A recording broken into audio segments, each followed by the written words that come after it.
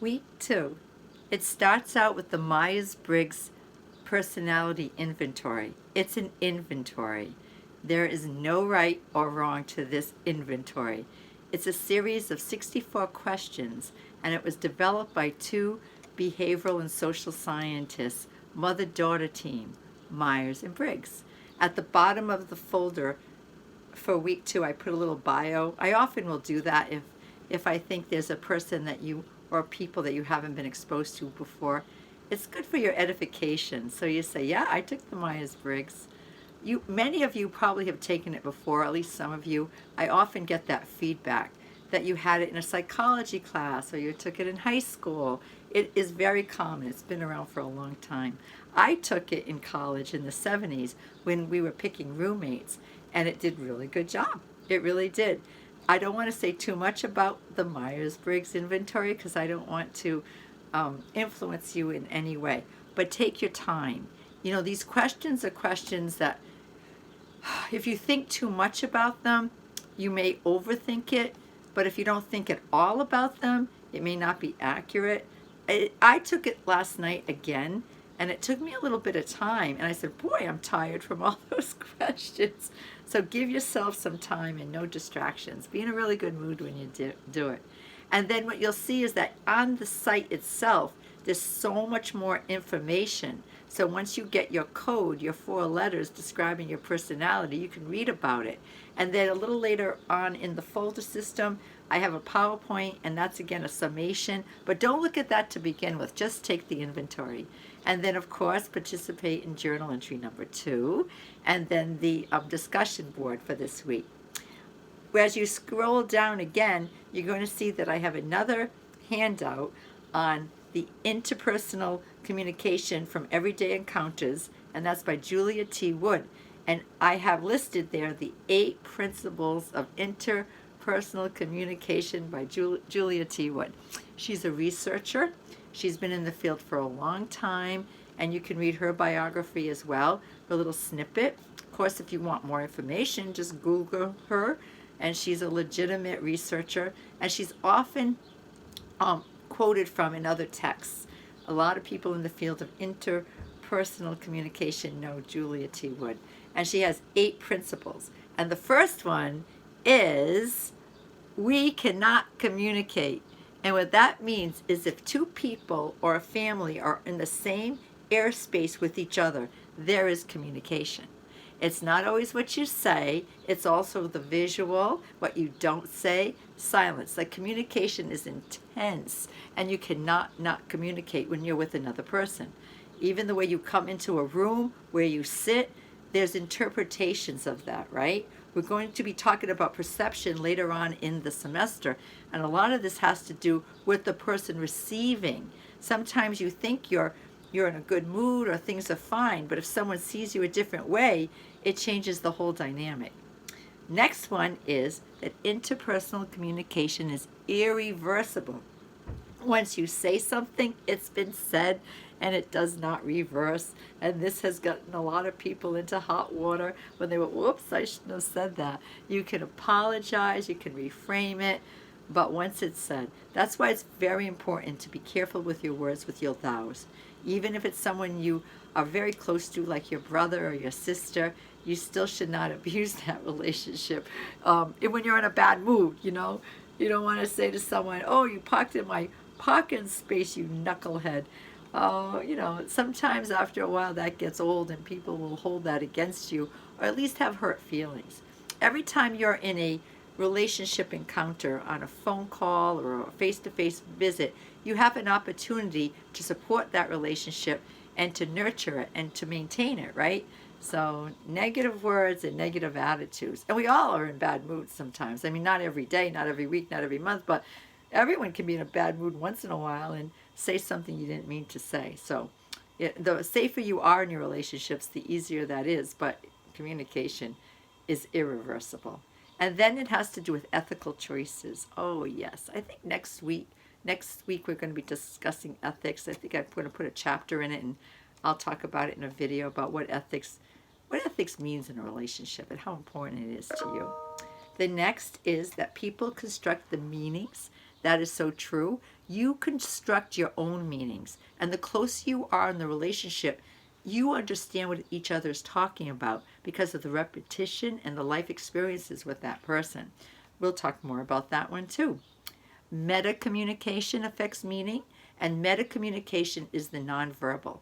Verbal are the words themselves, and then the rest of your message is nonverbal, which is the sound of your voice, the sincerity in your voice, sarcasm in your voice, emotion in your voice, all that. And then the visual, facial expressions, eye contact, hand gestures, what you wear, how you move, where you sit, how close you sit to someone. Meta communication, huge. And we are going to talk about nonverbal communication further in the semester. Interpersonal communication develops and sustains relationships. I don't know how a relationship can maintain itself, nurture, grow without communication. So that's obvious, but sometimes people who haven't spoken to each other for years are surprised that they need to rekey it and work on it a little bit more. Every time you call someone, say, "Hey, how you doing?" You're doing that. You're developing and sustaining and maintaining your relationship. It's very, very important to reach out. In this COVID-19 pandemic, some of you have said to me, you haven't been able to see some of your family, and it has been stressful. Others are quite happy that you're living within the home of your immediate family, and that hasn't been an issue. But, the idea is that communication is what keeps us connected and alive with our loved ones. Absolutely essential. The seventh is interpersonal. I also teach intercultural this semester. You know that, don't you? Ugh. I get my inters all confused sometimes. Interpersonal communication is not a panacea. By that it means even if you do everything that you think is just right, you're connecting with your thous, you're being positive, asking them questions, being there for them. It doesn't always fix everything in a relationship. Sometimes we come to roadblocks, sometimes we have impasses. So that's when you need your behaviorist to help you. That's when you may need to go to a counselor of some sort. So even though you might know a little bit about your relationships and the better way of behaving, it doesn't always mean everything's going to be perfect. We are human and we have our own private ways of doing things. But you make the effort. And then the last one is that the good news is that you can learn new skills. You can learn. It says its effectiveness can be learned. And especially within a relationship, you have a new boss or you have a new neighbor or somebody gets married, like your sister gets married, now you have a new brother-in-law, you don't know this person, you start to learn about each other, especially if you really want the relationship to work. What to say, what not to say, activities you can have together, what kinds of conversations are considered to be important. I have certain people I talk about politics with and other people I never talk politics with. So you learn and you learn just how far you can go with these conversations and what's maybe taboo, what you wouldn't ask. Culturally in our country, in the U.S., we don't ask a woman her age or her weight. So if you're going to do that, unless you're in the deaf culture, I love the deaf culture. I have 2 deaf girlfriends and they are as blunt and to the point. And when I need truth about anything, I ask them and they tell me the truth. I'm sure we'll talk more about the deaf culture. Hopefully, maybe Shelley will speak about the deaf culture in her final presentation. I just gave a lot of pressure on you, Shelley. I'm really sorry. But I don't know a lot about a lot of different cultures, but I know a little bit about the deaf culture, and I have so much respect. And there's so much that we, hearing people, really need to learn from the deaf, right? Yeah, exactly. We really do. And I think when you study any other culture that is different than yours, you're actually exposing yourself and broadening your perspectives so you can enjoy more life, right? And also learning about your own culture. I go to the Rhode Island School for the Deaf once in a while for events, and I feel very at home there now. I know this much sign language, but I do feel a connection. I have grandchildren. My friends who are deaf have grandchildren. I bring my 2-year-old and my 4-year-old to deaf events, And my 4-year-old will say she loves to go there with Grandma because Grandma Joyce is really quiet. I'm like, yeah, no kidding, huh? It's beautiful. It's a beautiful language, a beautiful culture. There's so much to learn about relationships from the deaf culture. I'm trying to get to the next one here.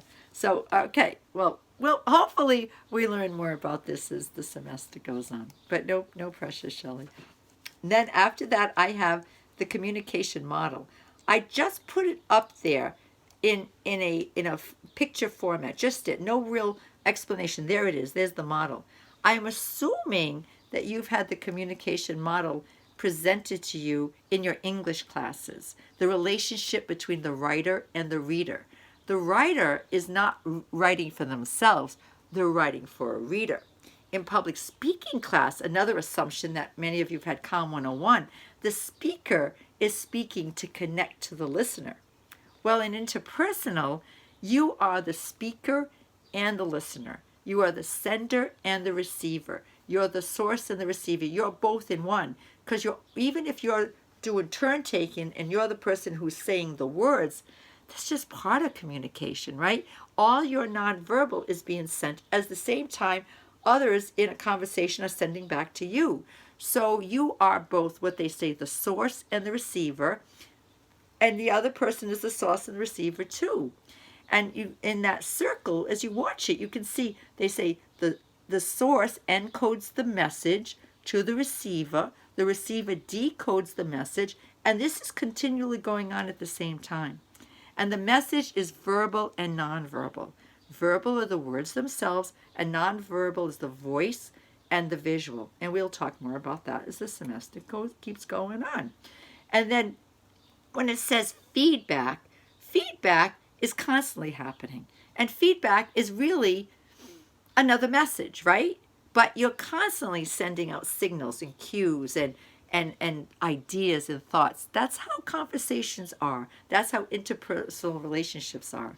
Even silence is saying something. And we all know it's not what you say, but how you say it. You can say I love you in so many different tones. You can say I love you, or I love you, or I love you. Yeah, I love you. You know, like all of a sudden it's like, whoa, how many different forms of I love you are there? Same words, different expressions, different tone. And we get our American English from the British, from the United Kingdom. And they're known for being very sarcastic. So if you're a sarcastic person, you know that sometimes you might have been misunderstood because you were just being humorous, and it doesn't always translate that way. And then in the middle there, they show the word noise. Noise is any interference that's interfering with you as the source, or you as the receiver, or the other person as the source, or the other person as receiver. It could be an attitude. It could be an adjustment to the vocabulary. It could be that one person is tired and the other one's all energetic and you're not on the same page.